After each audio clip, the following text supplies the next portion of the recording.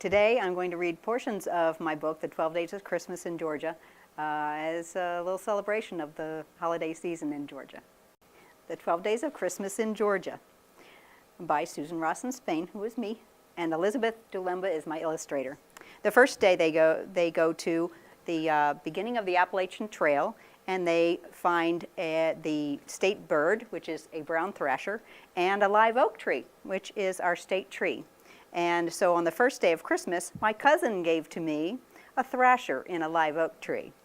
So we talk about here, Jacob writes a letter home to his parents and tells them all about what the Appalachian Trail looks like and history of it and so forth. And they meet George the thrasher, George because of Georgia, of course. George will be throughout the whole book. He travels with them. So the first day of Christmas, we have the thrasher in the live oak tree.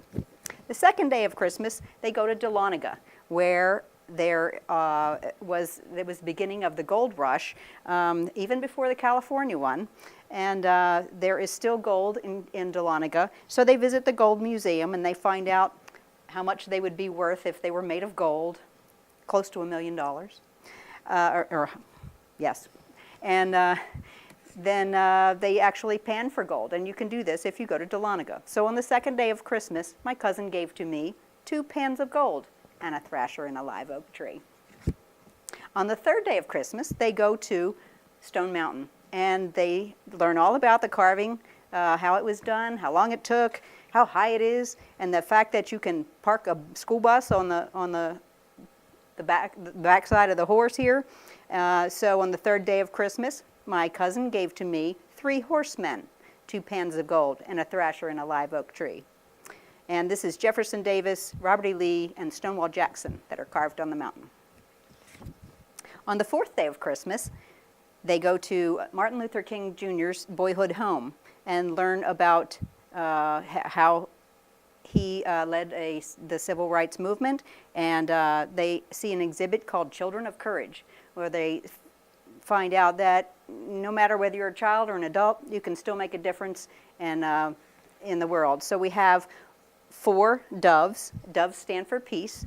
So on the fourth day of Christmas, my cousin gave to me 4 cooing doves, 3 horsemen, 2 pans of gold, and a thrasher in a live oak tree. On the fifth day of Christmas, they go to Atlanta. And there they are at the Centennial Olympic Park. They go skating there because there's a beautiful rink all lit up and everything every year.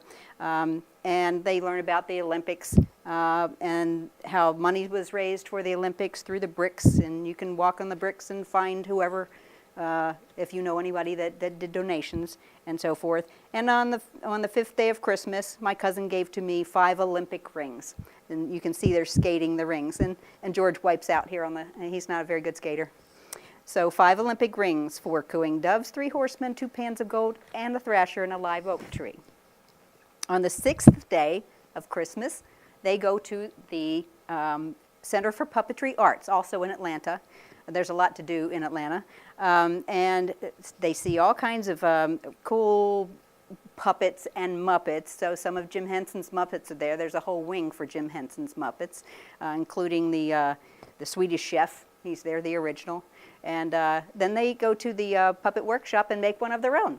So on the 6th day of Christmas, my cousin gave to me 6 puppets playing, and the 5 Olympic rings and 4 cooing doves and 3 horsemen and 2 pans of gold and the thrasher in the live oak tree. I'm going to stop reading the whole rest of them. Okay, on the 7th day of Christmas, they go to Tybee Island. Off the coast of Georgia, in the ocean off the coast of Georgia and in northern Florida too, that's where the right whale bears its calves every winter. So even though you can't see that happening out here in the water, there are dolphins and so forth to see when you go to Tybee Island, and it is very interesting to learn about the right whale, and that is our state marine mammal, by the way. So on the 7th day of Christmas, my cousin gave to me 7 dolphins swimming, and the rest. On the 8th day, they go to Okefenokee Swamp. And there are all sorts of wildlife there, of course, and they learn about what the swamp is made of, and if you the peat that if you stomp on one place the bushes a few feet over are going to wiggle, and it's very cool to learn about all of that, and Jacob writes home to his parents about that. But most of all, they enjoy the frogs because they are the loudest thing in the swamp. So we have, on the 8th day of Christmas, my cousin gave to me 8 frogs a-croaking, and the rest. I'm shortcutting.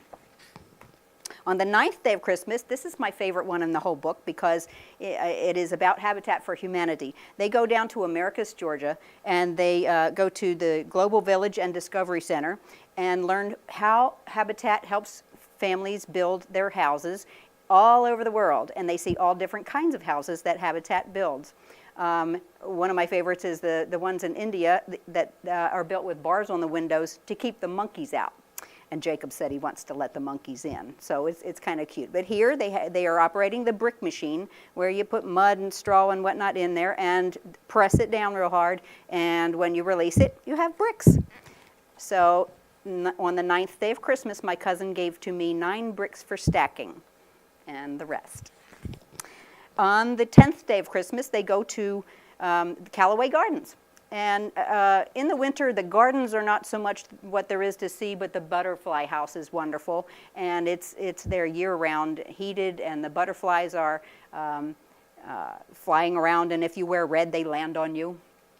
They like red very much. And you also can learn about the life cycle of the butterfly and get to see some hatching sometimes if you're lucky. I was able to see one. It took about a half an hour for it to come out of its little chrysalis and unfold its wings, but it was really cool.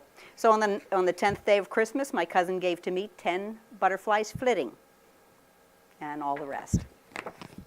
On the 11th day of Christmas, they go to the Georgia Music Hall of Fame and learn about musicians that come from Georgia, and groups like REM and the B-52s and people like James Brown and Alan Jackson.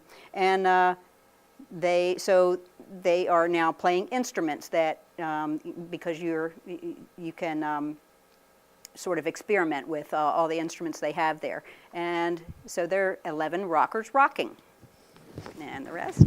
And this one was really surprising, but in Georgia, we have in Dawsonville, there is a kangaroo conservation center where you can see over 300 kangaroos. It's the largest mob of kangaroos, that's what they're called, a mob, outside of Australia. So you have to call ahead for a tour because they're not open all the time for everybody to just drop in. But it's so interesting to see.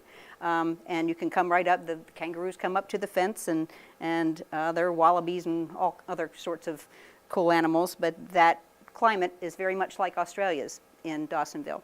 So we have 12, on the 12th day of Christmas, my cousin gave to me, and here's the whole list, 12 kangas bouncing, 11 rockers rocking, 10 butterflies flitting, 9 bricks for stacking, 8 frogs a-croaking, 7 dolphins swimming, 6 puppets playing, 5 Olympic rings, 4 cooing doves, 3 horsemen, 2 pans of gold, and a thrasher in a live oak tree.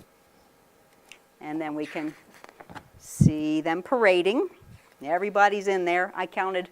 Elizabeth managed to put all of the animals and whatnot in there so that everyone is represented. It's really quite a feat to get them all on one page. And then we have other cool facts and stuff about Georgia.